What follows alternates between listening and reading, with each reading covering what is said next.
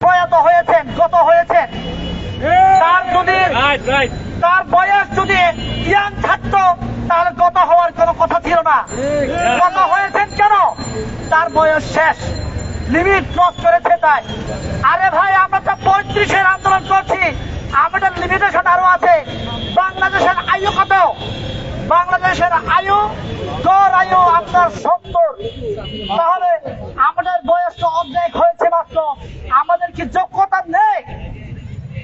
আমি বলতে চাই, আপনাদের কাছে প্রশ্ন রাখতে যাচ্ছি, আমাদের যোগ্যতা আছে, আমাদের মেধা আছে, কিন্তু আমাদেরকে সুযোগ দেওয়া হচ্ছে না। একমাত্র কারণ এই 35-এর ভাইদেরকে সুযোগ দিলে এরা এনার্জেটিক, এরা বাংলাদেশকে আপনার এগিয়ে নিয়ে যাওয়ার জন্য এদের মেধাকে বাংলাদেশের জন্য যদি প্রয়োগ করে, তাহলে বাংলাদেশ আজকে সিঙ্গাপুর, সুইজারল্যান্ডের মতো দেশ হবে।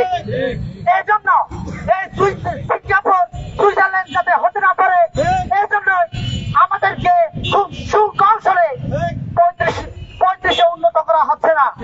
আমি তীব্র নিন্দা জানাই, আমি সংহতি জানাই। আমি 35-এর আন্দোলনে কখনো ছিলাম না, আজকে সর্বপ্রথম এসেছি।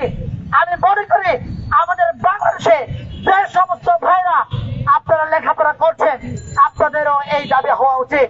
কারণ আপনারা লেখাপড়া করছেন, বাংলাদেশের শিক্ষা ব্যবস্থা আপনার সকলে জানেন। বাংলাদেশে 30 বছরের আগে কেউ গ্রাজুয়েশন কমপ্লিট করতে পারে না। তাহলে 30 বছর যদি আপনার গ্রাজুয়েশন করতে লাগে, তাহলে আপনি প্রস্তুতি নেবেন কবে? পরীক্ষার প্রস্তুতি নেবেন কবে? আপনি এই নেওয়ার সুযোগ তো আমাদের দিতে হবে, তাই না? ভাই, আমরা চেয়েছি 35। আপনারা ভাই আর আমরা রাস্তায় থাকতে চাই না। আমার ভাইয়েরাও রাস্তায় আর থাকতে চায় না। আমরা এভাবে শিক্ষার চিচামিচি করে আপনাদের মান সম্মান ক্ষুণ্ণ করতে চাই না, আপনাদের ইজ্জত নিয়ে আমরা টানাটানি করতে চাই না। কারণ আমরা প্রত্যেকে শিক্ষিত যুবক। আরেকটা কথা বলে, শেষ কথা বলে যেতে চাই, আমার এই 35-এর দাবি যৌক্তিক কিনা অযৌক্তিক, এটা নাকি আমার ঢাকা ইউনিভার্সিটির বিভিন্ন ছাত্রদের সাথে বসে আমাকে এটা যৌক্তিক কি অযৌক্তিক প্রমাণ করতে হবে, প্রুফ করতে হবে। আরে ভাই, বাংলাদেশকে শুধু ঢাকা ইউনিভার্সিটি আছে, আর অন্য কোন ইউনিভার্সিটি নাই? নাই কিনা? নাই, চট্টগ্রাম ইউনিভার্সিটি নাই, রাজশাহী, এরকম অনেক ইউনিভার্সিটি আছে। সমস্ত ইউনিভার্সিটিতে আপনি জরিপ চালান, ওরা যদি একসাথে একত্র পোষণ করেন তাহলে দাবি অযৌক্তিক বলবেন। আপনি শুধু ঢাকা ইউনিভার্সিটির গণ্ডির বাইরে, গণ্ডির মধ্যে থেকে এই দাবিকে অযৌক্তিক বলতে পারেন না। সবাইকে ধন্যবাদ। ধন্যবাদ প্রিয় ভাইকে অত্যন্ত গুরুত্বপূর্ণ বক্তব্য দেওয়ার জন্য। স্লোগান হবে, সবাই স্লোগান ধরেন। এই সারা বাংলা স্বাধীন দাবি আছে, এই সারা বাংলা জন্য দাবি আছে, আমাদের বাইরের দাবি আছে, এই বোনের দাবি আছে, সেই দাবি বাইদ্রে বাইদ্রে সারা বাংলায় রব উঠেছে যুগে যুগে। জোরে বলো, আমি কে?